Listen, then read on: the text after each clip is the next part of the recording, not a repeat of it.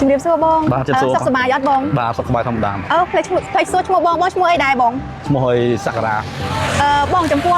ការឋានឡៃបងនៅនេះណាយើងមានផលិតអីខ្លះបាទខាងការឋានយើងខ្ញុំមានផលិតកសគ្រឹះទទួលបុកគ្រឹះហើយមានផលិតលូបកគោរបង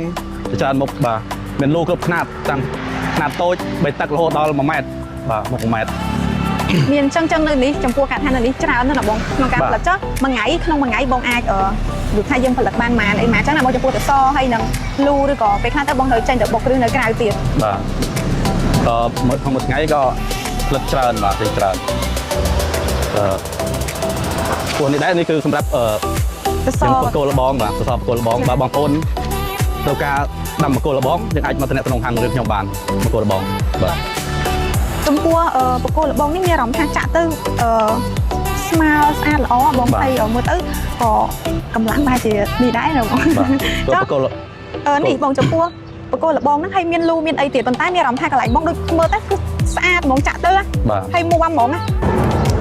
មានអារម្មណ៍ថាកម្លាំងខ្លាំងហ្មងបងមានចំណុចពិសេសអីដែលពេលដែលបងផលិតទៅមិនថាលូឬក៏តសឯងមានអារម្មណ៍ថាមួមហ្មងបងមានចំណុចពិសេសអីអត់បងបាទ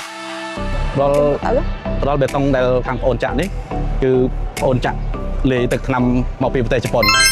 ទឹកថ្នាំខៃស៊ូបាទចំពោះទឹកថ្នាំនេះបងប្រើរយៈពេលយូរនៅបងសម្រាប់ទឹកថ្នាំនេះខាងយើងខ្ញុំប្រើរៀងយូរហើយបាទហើយជា6-7 ឆ្នាំដែរបាទ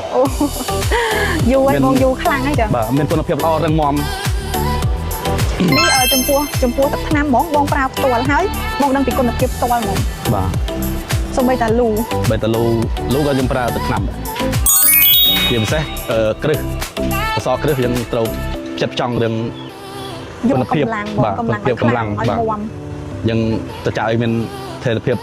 ឲ្យរឹងមាំឲ្យចិត្តជនបាទផ្ដល់គុណភាពសុវត្ថិភាពទំនុកចិត្តជូនទៅកាន់ភ្ញៀវដូចគ្នាពេលដែលអីបានយើងចេញទៅមួយបាទចំពោះការឋានបងនៅនេះបងបើកប្រហែលជាប្រហែលឆ្នាំដែរបងការឋានខាងខ្ញុំនេះបើក12ឆ្នាំហើយអូយូរ12ឆ្នាំហើយថ្ងៃនេះចាក់ប៉ុណ្្នឹងហើយឈប់ត្រឹមប៉ុណ្្នឹងបុគ្គលិកអត់សម្រាប់ដល់ហ្នឹងចាក់ដល់នោះខាងខ្ញុំបាទហើយជាចុងក្រោយក៏អរគុណបងដែលណែនាំអីដែលថ្មីមកកាន់ប្អូនហើយបងមានអីដែលចង់ផ្ដាំទៅភ្ញៀវដែលគាត់តែងតែជ្រើសរើសប្រើប្រាស់ផលិតផលរបស់យើងអញ្ចឹងណាបងបាទជាចុងក្រោយ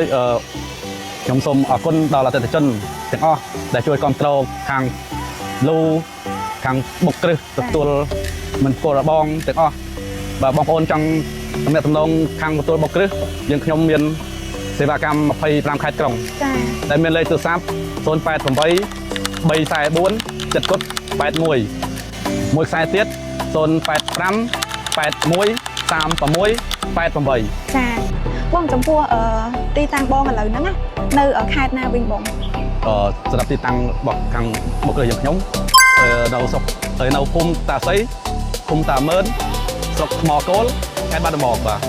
ចឹងឥឡូវនេះទីតាំងបងនៅខេត្តបាត់ដំបងប៉ុន្តែចំពោះទីតាំងនេះបងក៏មានទទួលបុកគ្រឹះដែរហើយចំពោះឡានបុកគ្រឹះរបស់បងយើងមានម៉ានវិថាម៉ានប្រភេទណាបាទអាចបញ្ជាក់ប្រាប់ទៅដើម្បីស្រួលបងដែលគាត់ចង់បុកគ្រឹះឬក៏ចង់តាក់ទងខាងកសមួយលូអីគាត់អាចតាក់ទងមកបងផ្ទាល់បានសម្រាប់ប្រភេទម៉ាស៊ីនបុកគ្រឹះខ្ញុំមាន2ខ្នាតមានខ្នាតតូចនិងខ្នាតធំបាទអាចតាក់ទងបានសម្រាប់បុកគ្រឹះ excavator បាទចាបងទៅមានកម្មករប៉ុន្មានអ្នកទៅបងទៅមួយសម្រាប់ក្រុមការងារបុកគ្រឹះក្រុមការងារមាន3អ្នកទៅ4អ្នកបាទសម្រាប់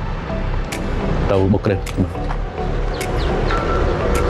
បើសម្រាប់កម្មករខាងផ្នែកចាក់លូចាក់គ្រឹះមានប្រហែលជា10អ្នកជាង10អ្នកអរគុណបងអរគុណបាទបងប្អូនគ្នាបាទ